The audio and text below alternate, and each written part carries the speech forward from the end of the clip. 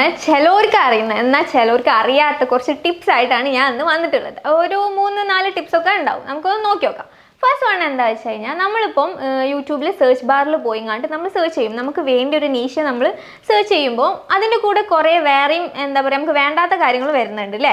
അപ്പോൾ ഇതിന് ഒരു സൊല്യൂഷനായിട്ട് നമ്മൾ എന്ത് ചെയ്യുക, ഈ ഹാഷ്ടാഗ് യൂസ് ചെയ്തത് നമുക്ക് വേണ്ടിയത് എന്താണോ, ഇപ്പോൾ എനിക്ക് വേണ്ടിയത് ഒരു പെർട്ടിക്കുലർ ഫുഡ് ആണെന്നുണ്ടെങ്കിൽ ഈ ഹാഷ്ടാഗ് യൂസ് ചെയ്തിട്ട് ആ ഫുഡിൻ്റെ പേരും അടിച്ചു കൊടുത്തു കഴിഞ്ഞാൽ, അല്ലെങ്കിൽ ഇപ്പോൾ ഹാഷ്ടാഗ് യൂസ് ചെയ്ത് നമുക്ക് ഏതെങ്കിലും വിൻഡോസ് ആണ് വേണ്ടി അങ്ങനെ എന്തെങ്കിലുമൊക്കെ ആണെന്നുണ്ടെങ്കിൽ അത് ഹാഷ്ടാഗ് യൂസ് ചെയ്ത് ഈ നമ്മൾ അടിച്ചു കൊടുക്കുകയാണെങ്കിൽ നമുക്ക് സെയിം അതിലുള്ള വീഡിയോസ് ഉണ്ട്, ആ നീഷയിലുള്ള വീഡിയോസ് നമുക്ക് കിട്ടും.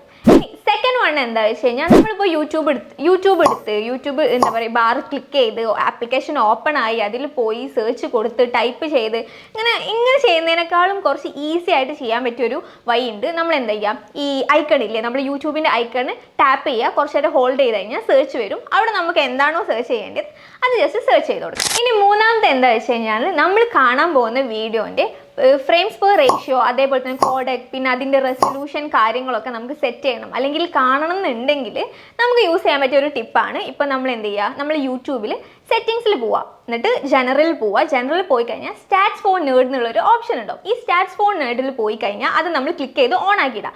അങ്ങനെ ഓൺ ആക്കിയിട്ട് കഴിഞ്ഞാൽ നമ്മൾ ഏത് വീഡിയോ കാണുന്നോ ആ വീഡിയോയിലും നമ്മൾ ജസ്റ്റ് പോയിട്ട് സ്റ്റാറ്റ്സ് ഫോർ നേർഡ് ക്ലിക്ക് ചെയ്ത് കഴിഞ്ഞാൽ നമ്മൾ ഈ റെസൊല്യൂഷനും കോഡക്കും അങ്ങനത്തെ കാര്യങ്ങളൊക്കെ നമുക്ക് സ്ക്രീനിൽ തന്നെ അവൈലബിൾ ആവും. ഇനി നമ്മൾ യൂട്യൂബിൽ, ഇപ്പം നമ്മൾ കേരളത്തിലാണ് അല്ലെങ്കിൽ നമ്മൾ ഇന്ത്യയിലാണെന്നുണ്ടെങ്കിൽ നമ്മൾ യൂട്യൂബിൽ ട്രെൻഡിങ്സിൻ്റെ ഒരു സെക്ഷനിൽ നമ്മൾ പോയി കഴിഞ്ഞാൽ നമുക്ക് കിട്ടാൻ പോകുന്ന ട്രെൻഡിങ് ആവുന്ന നമ്മളെ ഏരിയയിലുള്ള വീഡിയോസ് അല്ലെങ്കിൽ നമ്മളെ ലാംഗ്വേജിലുള്ള വീഡിയോസ് ആയിരിക്കും നമുക്ക് കൂടുതൽ കിട്ടാം. അപ്പം ഇതിനൊരു സൊല്യൂഷൻ, അതായത് നമുക്ക് വേറെ കൺട്രീസിലുള്ള ട്രെൻഡിങ്ങിൽ എന്താ നിൽക്കുന്നതെന്നൊക്കെ അറിയണമെന്നുണ്ടെങ്കിൽ നമ്മൾ സെറ്റിങ്സിൽ പോയിട്ട് ലൊക്കേഷൻ നമുക്ക് എന്ത് ചെയ്യാം, ജസ്റ്റ് ചേഞ്ച് ചെയ്ത് കൊടുക്കുക. അങ്ങനെ ലൊക്കേഷൻ നമ്മൾ ചേഞ്ച് ചെയ്ത് കൊടുക്കുകയാണെങ്കിൽ ഏത് ലൊക്കേഷൻ ആണോ നമ്മൾ കൊടുത്തത് അവിടെ ട്രെൻഡിങ് ആയിക്കൊണ്ടിരിക്കുന്ന വീഡിയോസ് ഏതാണെന്ന് നമുക്ക് അറിയാൻ കഴിയും.